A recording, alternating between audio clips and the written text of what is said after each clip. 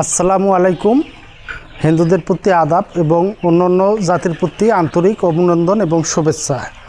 আজকে আমরা আছি রংপুর জেলা তারাগঞ্জ উপজেলা কুরশা ইউনিয়নে হাফেজ ছাত্রর সোনালী কালারবাট মুরগি পালন করে এলাকায় আলোড়ন সৃষ্টি করেছে।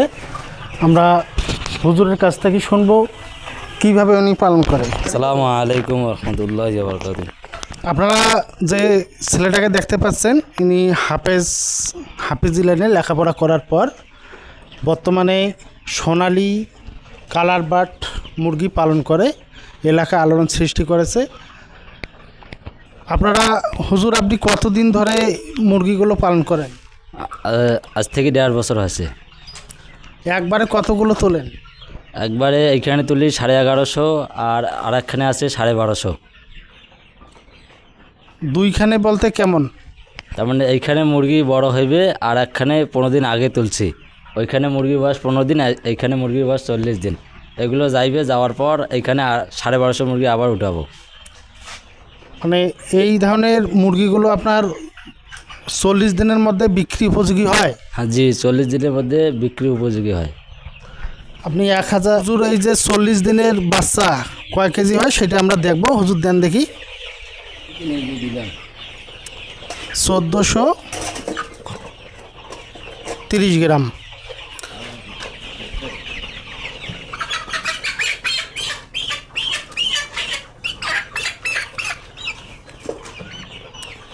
এক 1020 গ্রাম।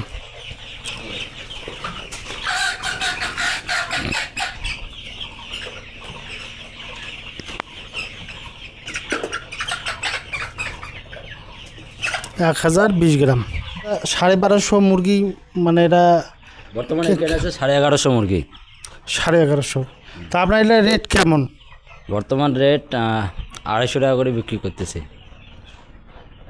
আপনার কেনা বাবদ, খাদ্য বাবদ এবং লিটার বাবদ 1000 মুরগির একটা হিসাব বলেন তো।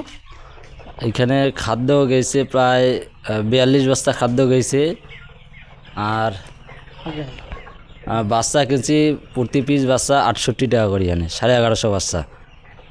আর লিটার লাগছে, তুষ লাগছে 3000 টাকার মতো, বিদ্যুৎ বিল লাগছে 2000 টাকা, ওষুধ মেডিসিন লাগছে প্রায় 7000 টাকার মতো, বাড়তি খরচ আরও 3000 টাকার মতো। এই তাতে আপনার সব মিলি কত, মানে আনুমানিক কত খরচ হইতে পারে আপনি বলেন দেখি। আনুমানিক খরচ হইতে পারে 2,30,000 টাকার মতো। আর আপনার এই 1150 মুরগি আবার বিক্রি কত হইতে পারে? বিক্রি হইবে প্রায় 2.5 লাখের একটু বেশি এরকম হতে পারে। এখন বিক্রি করতেছি, তো বিক্রি করলে পুরোপুরি জানা যাবে। মানে এর আগের সেটগুলো তো আপনারা বিক্রি করেননি? আগে সেটা বিক্রি করছিলাম। তাতে 1000 মুরগিতে আপনার কতগুলো লাভ হয়েছে? আসছিল 25-30 হাজার টাকার মতো। পরিকল্পনা কি? ভবিষ্যৎ পরিকল্পনা মুরগির খামারে, যেটা মানে আরও আপনি বাড়াইবেন? জি। তাতে দেখা যাচ্ছে যে মানে 1000 মুরগিতে অ্যাভারেজ 30-40 হাজার টাকা ইনকাম করা সম্ভব।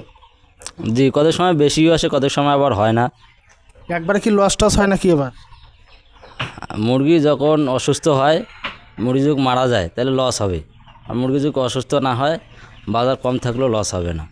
তা হুজুর, যারা নতুন যদি কেউ শুরু করতে চায় সেই ক্ষেত্রে কিভাবে করবে একটু নতুনদের উদ্দেশ্যে বলবেন।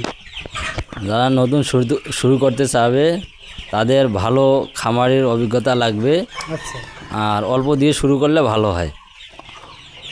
পর্যায়ক্রমে বড় আকারে করা যাবে। হ্যাঁ, অল্প দিয়ে শুরু করবে, সে যদি করতে পারে তাহলে বড় আকারে করবে। ধন্যবাদ হুজুরকে। আপনারা যদি কেউ করতে চান এই ধরনের খামার, তাহলে অবশ্যই অভিজ্ঞ খামারের কাছ থেকে পরামর্শ নেওয়া লাগবে এবং ভেটেরিনারি সার্জনতে নেওয়া লাগবে। নিয়ে করলে হয়তোবা আপনারা যে কেউ করতে পারবেন। ধন্যবাদ সকলকে। আপনাদের সুস্বাস্থ্য কামনা করে এখানে শেষ করলাম।